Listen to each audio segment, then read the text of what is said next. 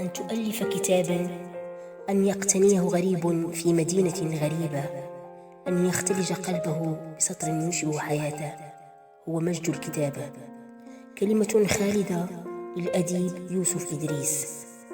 رواية أعجبتني هي رواية تشبهني، وجدت فيها بعضا مني أو كل نفسي.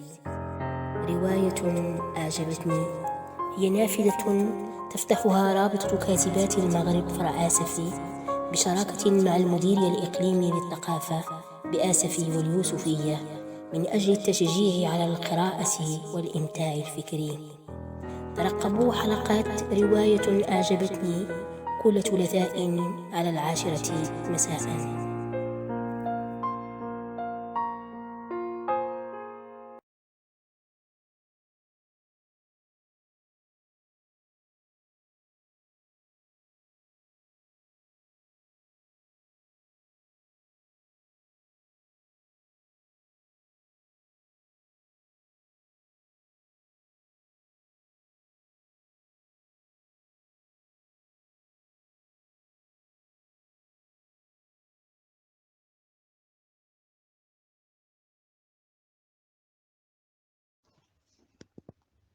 Bonsoir.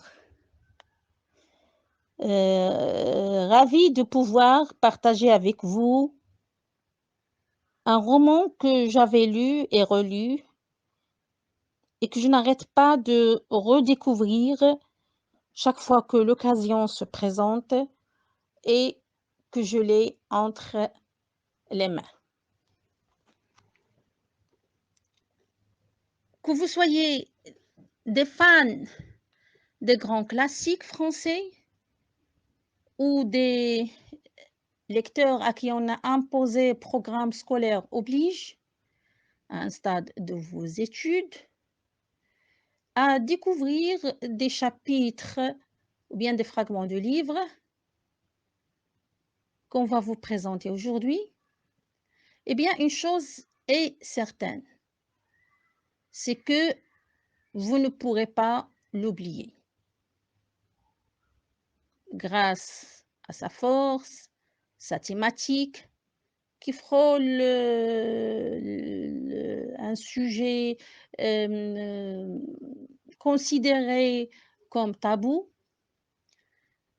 et par les messages véhiculés, ce roman ne peut que rester gravé dans notre mémoire. Il s'agit du Poil de carotte, un roman de Jules Renard. La lecture de ce roman impose une brève contextualisation de l'œuvre et un tout petit aperçu sur la vie de l'écrivain. Pourquoi? Eh bien, tout simplement parce qu'il y a un fil conducteur qui semble lier le personnage principal et l'auteur. François Renard est inspecteur des travaux publics. Jules, son troisième enfant, né en 1864, c'est-à-dire la deuxième moitié du 19e siècle, dès que pointe sa première touffe de cheveux rousses, sa mère, qui ne souhaitait pas sa naissance, et pour qui c'était un accident, surnomme le bébé Poil de carotte, surnom repris par le grand frère Maurice, qui correspond à grand frère Félix dans l'œuvre. Le père, lui, ne dit rien. Il décide de ne s'adresser à sa femme que par l'intermédiaire des petits bouts de papier. Ce manège va durer jusqu'à son suicide. Madame Renard, elle, aura aussi une fin tragique. Il se noiera, crise de démence ou accident, dans son puits. Mal aimé, incompris, Jules n'aura pour refuge que sa chambre. Quand il écrira Poil de carotte, ouvrage dédié à ses 2 enfants, qu'il élevera bien sûr avec une grande affection, il n'inventera rien, il lui suffira de se souvenir. Poil de carotte serait donc un roman autobiographique, court, ou une longue nouvelle. Quoi qu'il en soit, l'inspiration autobiographique est manifeste. Tout le monde ne peut pas naître orphelin. C'est le terrible cri de Poil de carotte et en même temps de Jules Renard. Poil de carotte, petit garçon mal aimé, qui pour lutter contre les humiliations et la haine maternelle n'a que la ruse, caractéristique principale de l'autre rouquin, le renard. C'est certainement dans cette enfance malheureuse qu'il faut chercher les sources du scepticisme et de l'ironie de Jules Renard. Son art de la litote, son style dense et précis, sa cruauté et d'observation, l'économie des mots avec lesquels il rend les émotions les plus fortes, en font un grand écrivain classique. Jean-Paul Sartre dira plus tard: Poil de carotte est à l'origine de la littérature moderne. Le message dans Poil de carotte interceptera peut-être un peu plus les jeunes qui trouvent que la vie est parfois injuste. Injuste, oui, semblera dire notre personnage, mais il est bien supportable. Pour nous approcher un peu plus du contenu, nous allons brosser un petit tableau d'ensemble pour encadrer le roman. L'histoire ou les différents événements se passent dans une petite maison provinciale du 19e siècle, avec un jardin, une basse-cour.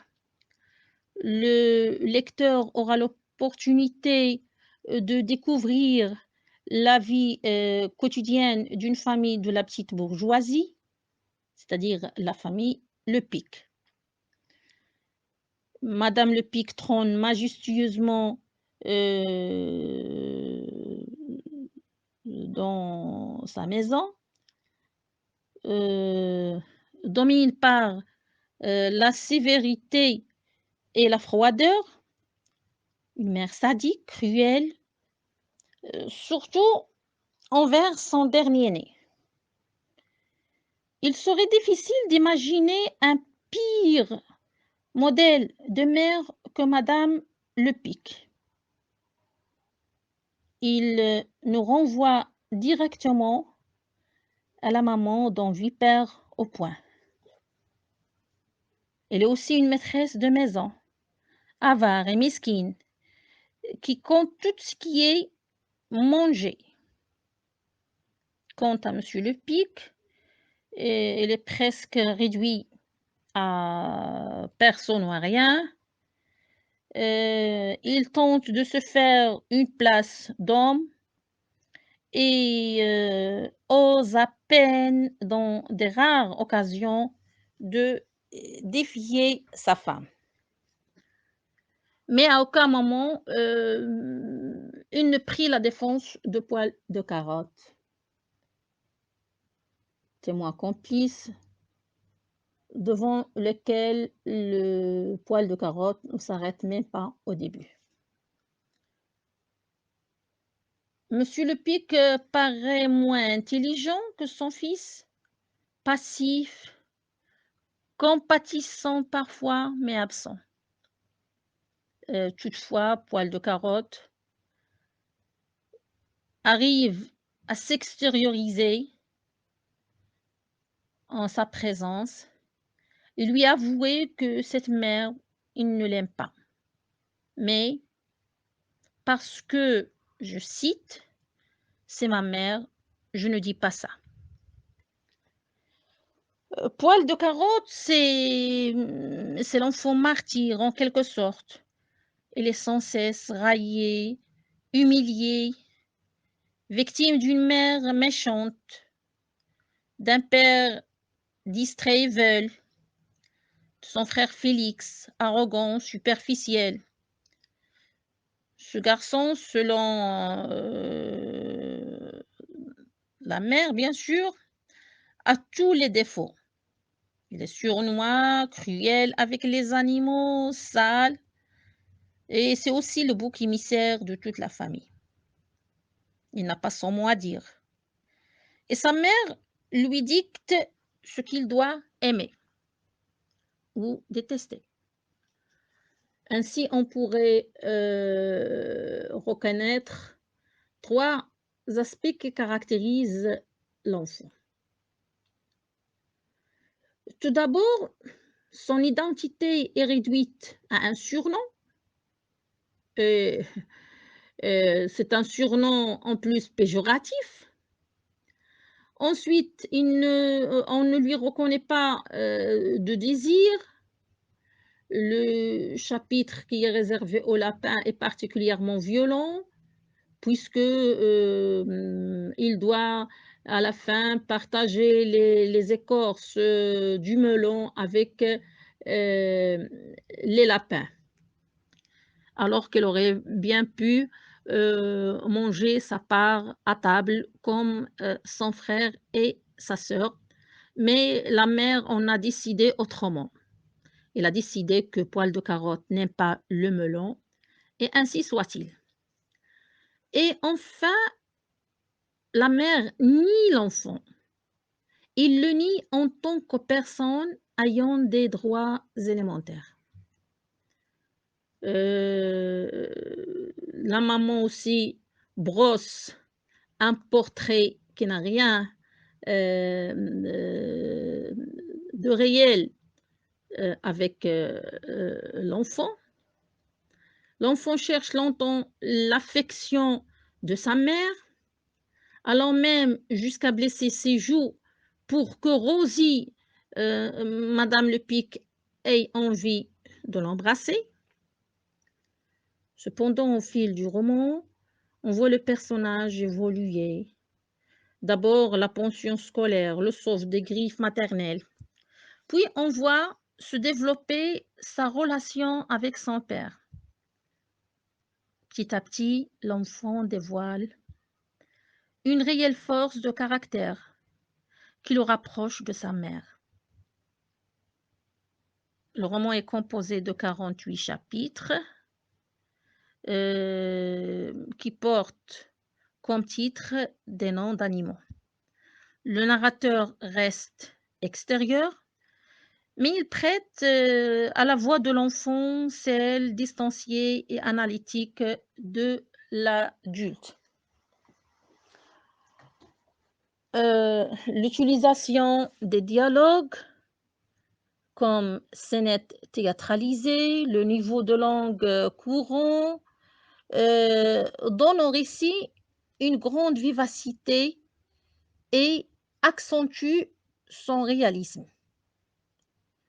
Le roman existe en texte intégral, mais aussi en version abrégée pour nos enfants. Bonne lecture.